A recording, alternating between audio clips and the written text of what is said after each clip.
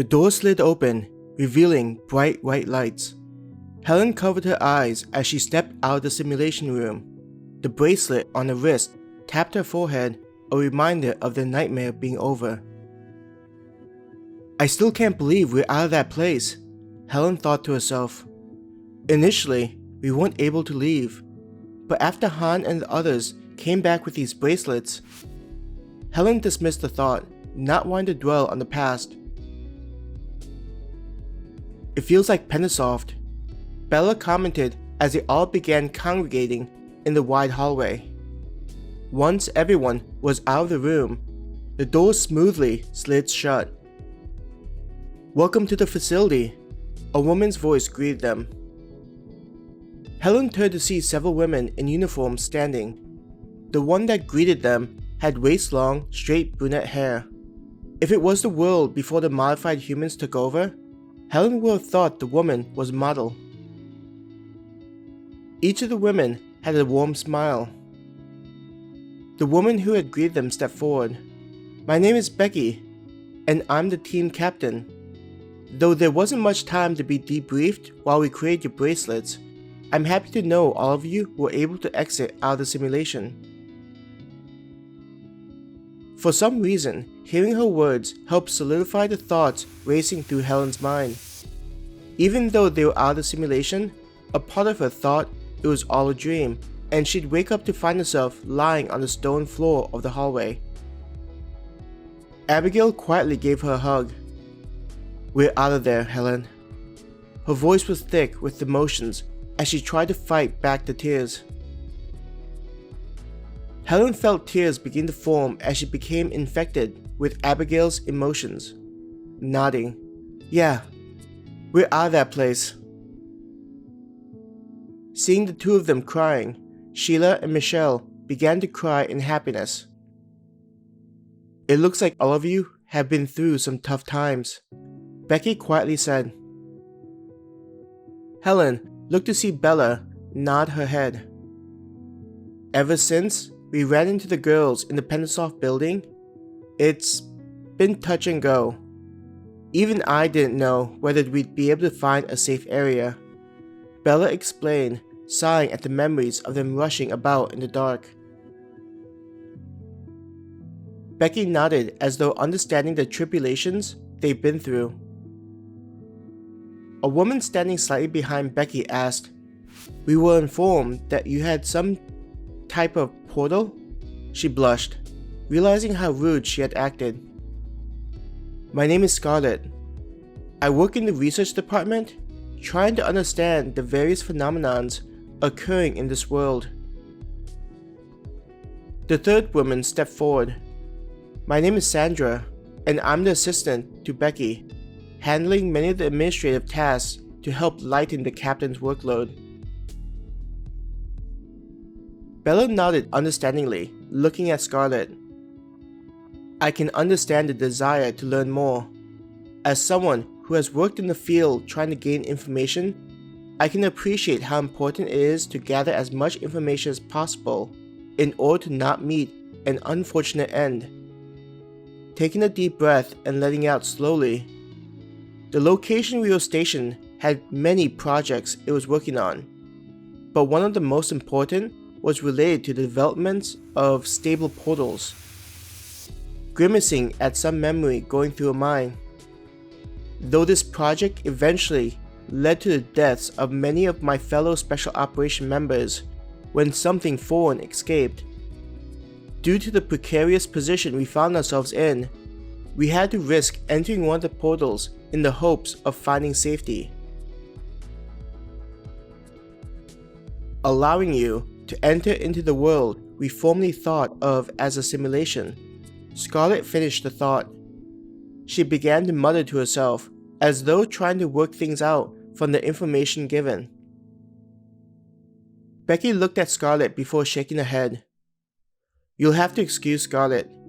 She can get somewhat passionate about the things that interest her, making her forget social norms. She then looked at Sandra. Nodding her head, Sandra addressed the group. It appears that one of the simulation settings offered allows our players to access an actual version of the simulation we have them train in. Her eyes glanced towards Han. It's a setting chosen due to the difficulty, but we discourage players from selecting it. I knew it! Ivy yelled out, pointing at Han. I kept saying it felt harder than usual, but no one believed me. Han laughed. I figured it would be a great way for us to develop our skills, especially after encountering those two in the cave. Hearing Han's words, Becky's expression turned grim. You guys mentioned the cave often as we were making our way here, but I still don't know the full story. Bella asked, confusion on her face. Would you like to explain, Han? Becky looked at Han. Han nodded in reply. During a mission to rescue members that went into a nearby forest, we had discovered a cave system that was possibly being used by the modified humans. He pointed at the ground and moved his finger as though painting the image of tunnels underground. Though we encountered powerful modified humans, it was nothing compared to what else we discovered. Those things were beyond our abilities, even dwarfing what we encountered inside of that hallway in the dark. Jimin jumped into the conversation. Her eyes bored into Bella's. Even worse was learning they were sent by something else, possibly even more powerful than they were. I can see why you said we would look fondly at our memories inside the hallway. Katya laughed as she looked at Jimin. Helen watched the discussion, not sure what to think. After what she had witnessed, it was difficult to imagine that there were scarier things in this world. It's the reason why I had us dive into the simulation on such a difficult setting. There's no telling what else is out there, outside of the facility, waiting for us. It's imperative that we get stronger if we hope to survive. Han looked at each one of them, driving in his words. Becky nodded her head. I agree. It'll mean we'll need to start increasing our training efforts if we're to have a chance.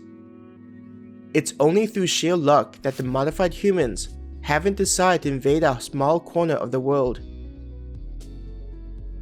Captain, before we talk about anything more, how about we take them to get changed into more comfortable outfits?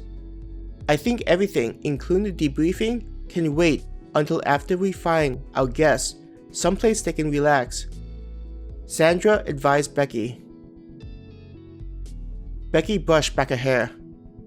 I seem to have gotten too caught up with catching up, she chuckled. Pointing to Sandra, I'll need to get back to some matters that require my attention. So I'll have Sandra locate living accommodations for each of you. We also have fully operational eating areas throughout the facility. Feel free to get something to eat as you get comfortable. Turning around, Becky and Scarlett walked away from them, heading to some other location in the building. Helen watched the two, wondering what other things could be happening in this part of the world. Looking at Sandra, Helen saw that she was patiently waiting for them to gather themselves. If you'll follow after me, I'll assign each of you a living area. Though before we find a place for you to sleep, how about we locate some clothing that would be more appropriate? We'll have each of you scan yourself, not only help with getting you properly measured for clothing, but also for your combat suits. Sandra indicated for them to follow her as she walked in the direction that both Becky and Scarlett walked towards. Combat suit? Michelle asked. Han grinned at the girl. If you're going to go back into the simulation, then you'll need to wear something to help protect your body. Hearing that they would need to be entering the world they had just left, Helen felt a chill run down her spine.